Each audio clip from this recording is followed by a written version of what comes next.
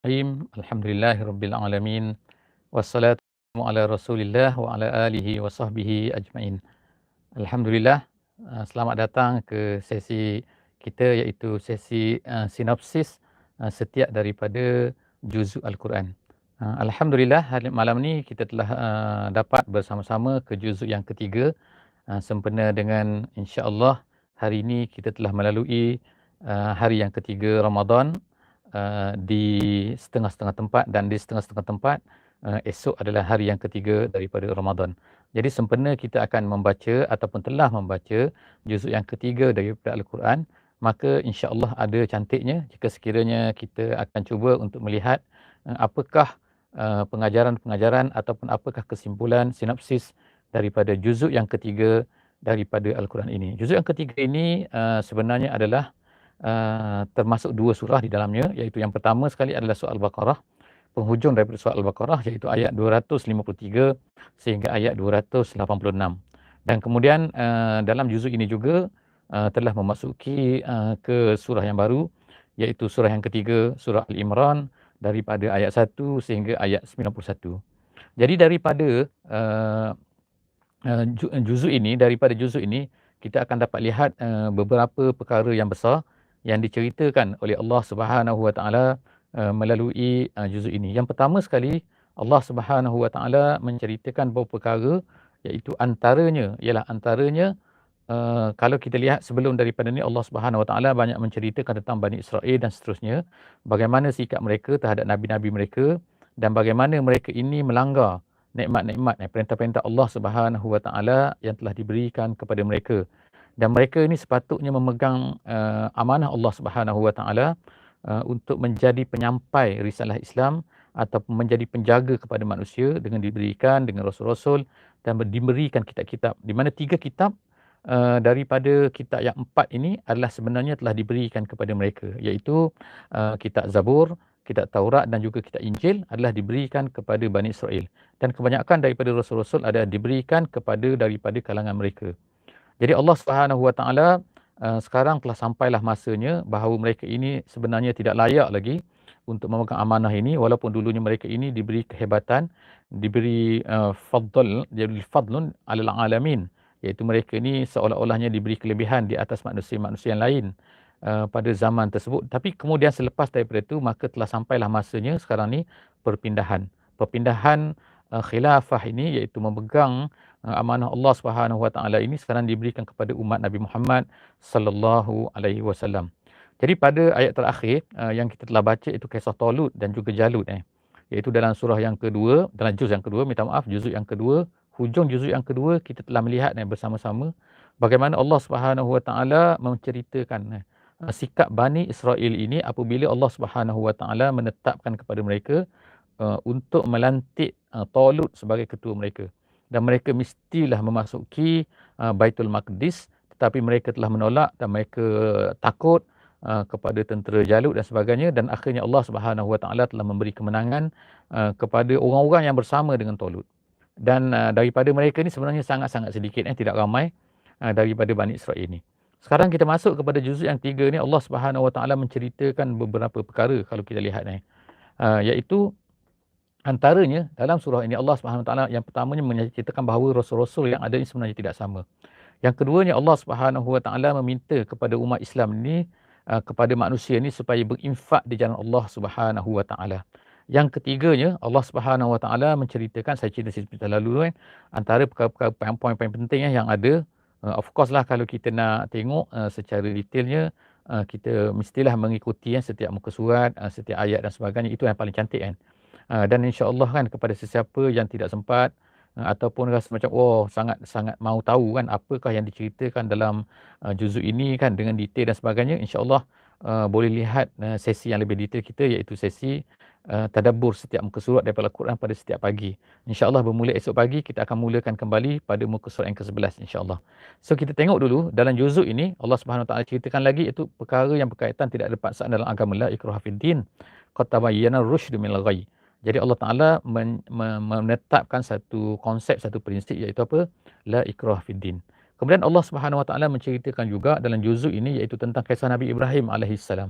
Di mana kisah Nabi Ibrahim ni diceritakan beberapa kali dalam surah ini, dalam juzuk ini, iaitu yang pertamanya, apabila Nabi Ibrahim ini berdepan dengan kaumnya ataupun ketua kepada kaumnya, iaitu yang mengatakan bahawa dia juga mampu untuk menghidupkan dan mematikan. Jadi Allah Subhanahu Wa Taala telah memberikan kata-kata kepada Nabi Ibrahim supaya mencabar dia ni dan mengatakan bahawa sebenarnya dia ni lemah kerana tidak mampu untuk menaikkan matahari daripada sebelah barat, bukannya daripada sebelah timur, sebagaimana apa yang dilakukan oleh Allah Subhanahu Wa Taala. Dan seterusnya Allah Subhanahu Wa Taala juga menceritakan di dalam surah ini, dalam juz ini, maaf, iaitu tentang sedekah. Allah Subhanahu Wa Taala meminta daripada kita orang mukmin, orang-orang yang beriman, sepatutnya mereka ini adalah sanggup untuk bersedekah, berinfak di jalan Allah Subhanahu Wa Taala. Dan Allah Taala menceritakan juga perkara-perkara yang boleh membatalkan sedekah, iaitu alman wal alman wal adha, iaitu apa benda ni, kita ungkitkan sedekah kita dan juga kita menyakitkan hati orang yang menerima sedekah tu atau orang yang menerima infak. Jadi Allah Subhanahu Taala kemudian menceritakan bahawa syaitan ini dia ini sentiasa kan akan datang kepada manusia apabila manusia ini nak menginfak. Antara gangguan syaitan ialah syaitan akan mengatakan bahawa kenapa kamu nak infak fisabilillah, kenapa kamu nak infak, kamu habiskan harta kamu, nanti kamu akan fakir dan sebagainya. Jadi Allah Subhanahu Wa Taala menyebutkan bahawa syaitan ini akan menjanjikan kefakiran.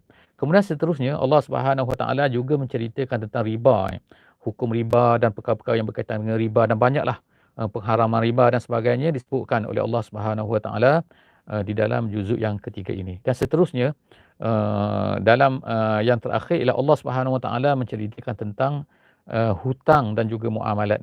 Sistem hutang, bagaimana kalau kita ni nak berhutang, dan juga bagaimana beberapa bentuk lagi sistem muamalat yang diceritakan oleh Allah Subhanahu Wa Taala di dalam akhir-akhir surah Al-Baqarah, iaitu pertengahan dalam juzuk yang ketiga ini. Seterusnya Allah Subhanahu Wa Taala mengakhirkan surah Al-Baqarah ini, surah Al-Baqarah ini dengan beberapa perkara, iaitu la yukallifullahu nafsan illa wus'aha. Allah Taala sebutkan bahawa Allah Taala tak bebankan kita ni melainkan sekadar yang apa yang kita mampu. Jadi itulah lebih kurang insya-Allah kan surah kesimpulan daripada kita tamat dalam juzuk yang kedua dan juzuk yang ketiga ni. Separuh daripada juzuk yang ketiga ni telah tamatlah yang kita katakan sebagai surah Al-Baqarah. Jadi kesimpulan surah Al-Baqarah ni adalah merupakan, iaitu Allah Subhanahu Wa Taala sekarang ni nak memberikan amanah istikhlaf, iaitu memegang amanah Allah Subhanahu Wa Taala di atas muka bumi ini, diletakkan sekarang di atas bahu kita orang-orang yang beriman, iaitu pengikut Nabi Muhammad sallallahu alaihi wasallam. Setelah daripada sebelum daripada ni, yang memegang amanah ini adalah merupakan Bani Israel, dan Allah Ta'ala sebutkan kisah Bani Israel ini banyak-banyak, kisah bagaimana mereka ni banyak songenya, banyak kerenahnya, susah nak terima arahan daripada Allah SWT, tidak bersungguh-sungguh dan sebagainya. Maka sifat-sifat begitu yang ada pada Bani Israel itu, sebenarnya itulah yang menjadikan mereka ini tidak layak lagi untuk memegang amanah Allah SWT tersebut. Dan umat Islam hendaklah berjaga-jaga, janganlah mereka ini menjadi sebagaimana apa yang dilakukan oleh Bani Israel. Seterusnya kita masuk kepada surah Al-Imran, sebab separuh daripada juzuk yang ketiga ni adalah surah Al-Imran. Jadi kita tengok dalam surah Al-Imran ni Allah Subhanahu Wa Taala menceritakan tentang nama, dari segi nama ni ialah Al-Imran, iaitu keluarga Imran, keluarga Imran. Jadi artinya surah ini banyak nak menceritakan tentang satu kelompok yang dipuji oleh Allah Subhanahu Wa Taala, iaitu keluarga Imran. Keluarga Imran inilah daripada Bani Israel, dan daripada keluarga Imran inilah lahirnya Maryam, dan daripada Maryam inilah lahirnya Nabi Isa AS sebagai Nabi yang terakhir sebelum daripada Nabi Muhammad SAW, iaitu Nabi terakhir daripada Bani Israel. Dan kita akan tengok kan bahawa Allah SWT ceritakan kepada kita bahawa Bani Israel ini, mereka ini sangat-sangat berlaku jahatlah kepada keluarga Imran ini. Termasuk ini ialah kepada Nabi Zakaria, kepada Nabi Yahya, dan juga kepada Maryam, dan juga kepada Nabi Isa AS. Mereka tuduh Maryam macam-macam, dan kepada Nabi Isa ini mereka cuba nak bunuh dia kan. Jadi itu adalah peristiwa yang berlakulah kepada. Jadi Allah Subhanahu Wa Taala, setengah ulama telah mengatakan bahawa tema kepada surah Al-Imran ini ialah As-Sabat. As-Sabat selepas daripada kita berpegang kepada pemberian amanah Allah Subhanahu Wa Taala. Jadi contoh yang terbaik ialah pada keluarga Imran. Jadi kalau kita tengok di sini iaitu selepas daripada surah Al-Baqarah, Allah Taala berikan amanah ni kepada kita, jadi kita hendaklah menjadi seperti keluarga Imran. Kerana apa? Kerana keluarga Imran ialah simboliknya kepada orang-orang yang berpegang teguh, yang menerima amanah Allah Subhanahu Wa Taala dan tidak sebagaimana apa yang dilakukan oleh kebanyakan daripada Bani Israel yang lain. Jadi dalam surah ini ni, dalam surah Al-Imran ini, juzuk yang ketiga ni, kita akan tengok bahawa dia terbagi kepada dua sebenarnya kan. Iaitu Allah Subhanahu Wa Taala nak ceritakan kepada kita keperluan sahabat, keperluan kita ni ialah tetap teguh berpegang kepada apa yang kita janjikan oleh Allah Subhanahu Wa Taala. Allah Taala janjikan kepada kita, Allah Taala minta daripada kita mitsaq daripada kita, iaitu janji daripada kita, maka kita sepatutnya berpegang teguh. Tapi kita akan menghadapi banyak cabaran. Cabaran ini ada dua, iaitu satu sebagaimana disebutkan oleh setengah ulama, dia kata adalah cabaran dalam bentuk fikrian. Fikrian maknanya ialah pemikiran. Iaitu banyaklah perkara-perkara yang nak merosakkan pemikiran kita, merosakkan anggapan kita, merosakkan pegangan kita dan sebagainya. Itu yang pertama. Dan yang kedua, amalian. Jadi surah ini dibahagikan kepada dua lah. Kalau setengah ulama, separuh daripadanya adalah untuk menceritakan tentang perkara-perkara yang sepatutnya kita berpegang dari segi fikrian, dari segi pegangan, dan yang kedua ialah dari segi amalan. Dan di hujung surah ini kita akan tengok nanti ialah peristiwa-peristiwa yang berlaku semasa peperangan Uhud. Jadi insya-Allah sebelum daripada itu kita akan tengok di sini kan, iaitu perkara-perkara yang mengganggu kesabatan seseorang itu untuk berpegang di jalan Allah Subhanahu Taala, untuk sahabat jalan Allah ni ada banyak kan. Tapi kita akan tengok perkara-perkara ini diceritakan oleh Allah. Sebagai contohnya ialah Allah Subhanahu Taala banyak menceritakan tentang bagaimana sikap orang-orang Kristian. Jadi orang Kristian semasa Nabi SAW berada di Madinah, banyak orang Kristian ni datang ke Madinah daripada Najran, daripada apa dan sebagainya, dan mereka ni banyak berdebat dengan Nabi kita SAW, mengatakan ini dan itu. Jadi surah ini pada permulaannya adalah banyak menceritakan tentang perkara-perkara tersebut. Perkara-perkara menjawab perdebatan dan sebagainya yang berlaku di antara orang Islam, dan juga menjawab apa yang salah yang dipegang oleh orang-orang Kristian terhadap Nabi Isa, terhadap Maryam dan sebagainya. Jadi ulama buat kesimpulan bahawa di dalam untuk menjadikan kita ni sabat di jalan Allah Subhanahu Wa Taala ada beberapa perkara sebagaimana disebutkan di dalam ni, kita akan cuba tengok insya-Allah kalau kita baca juzuk yang ketiga ni, iaitu yang pertamanya ialah kita mula kembali kepada Allah Subhanahu Wa Taala. Kembali kepada Allah Subhanahu Wa Taala, maknanya jangan lari jauh daripada Allah Subhanahu Wa Taala, seolah-olahnya macam kita ni kena ikat diri ni kan dengan Allah Subhanahu Wa Taala. Apa-apa kena refer kepada Allah Subhanahu Wa Taala. Yang keduanya ialah ukhuwah, iaitu wa'tasimu. Allah Taala sebut sini wa'tasimu bihablillah jami'an. Iaitu hendaklah kita ni berukhuwah sesama kita, kuat ikatan di kalangan kita orang-orang Islam. Dan yang ketiganya ialah al-ibadah. Al-ibadah kepada Allah Subhanahu Wa Taala kena strong sebagaimana kita tengok diceritakan oleh Allah Subhanahu Wa Taala di sini, iaitu Maryam binti Imran dan juga Nabi Zakaria alaihi salam. Juga sangat-sangat mereka ni contoh kepada kuatnya mereka ni ialah beribadah kepada Allah Subhanahu Wa Taala di mihrab dan sebagainya. Dan seterusnya ialah dakwah. Dakwah dalam surah ni kita akan tengok juga ni, wal takum minkum ummah, dan banyak lagi lah insya-Allah kita akan tengok nanti dalam surah-surah yang juzuk yang seterusnya, iaitu juzuk yang keempat insya-Allah kan. Jadi setakat itulah saja insya-Allah kan sekadar yang kita ni. Jadi insya-Allah moga-moga Allah Subhanahu Wa Taala akan menerima puasa kita selama 3 hari yang telah berlalu ni ataupun 2 hari yang telah berlalu ni. Moga-moga akan mendatang ni insya-Allah kita dapat habiskan insya-Allah setiap hari kita akan baca satu juzuk daripada Al-Quran, paling kurang kita baca satu juzuk daripada Al-Quran. Kita cuba tengok maknanya, kita cuba tengok pengertiannya, tengok terjemahannya insya-Allah.